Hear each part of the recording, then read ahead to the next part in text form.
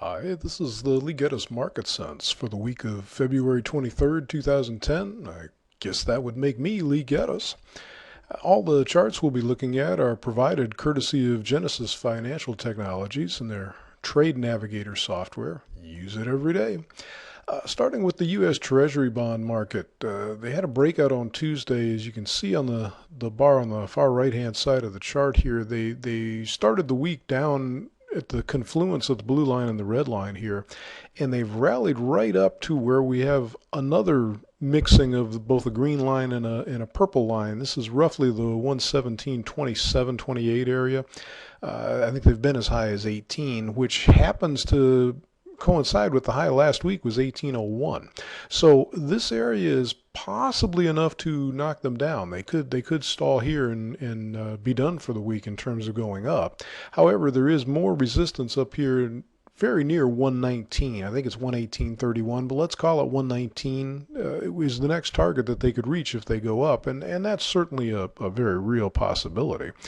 If this resistance that they've reached here does hold and they turn back down, boy, there's a lot of room they could go to, actually. There's, breaking down below this could lead down to these old lows here.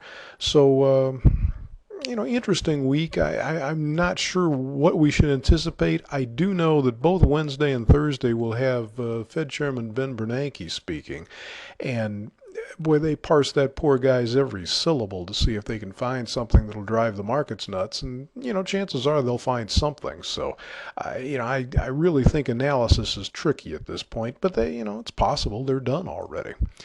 Moving to the stock market, we had a breakout last week out of a little inside week. We would go up to the upside, and these things normally will last for another 2-3 weeks anyway.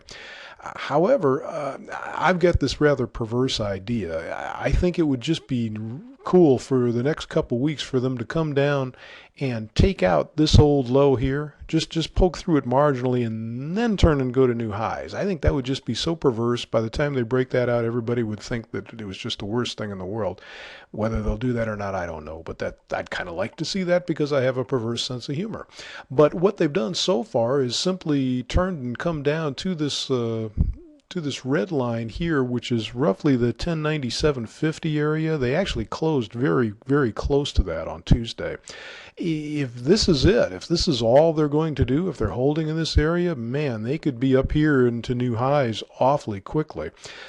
If not, I think the next support is down here roughly in the 1082 area, and I wouldn't rule out a break all the way down to 1055 somewhere in this area, because like I said, it's a perverse sense of humor, I know, but I'd really like to see them take out this low to convince everybody that we're doing nothing but going down, and then of course turn and go back up from there. Whether they'll do that or not, I don't know. But this week, if they hold here and go up, they could be at new highs very quickly.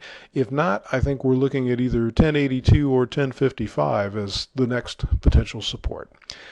That's what we've got for you this week. I hope you can find something really profitable to get into for yourself. Good luck. Thanks for checking in.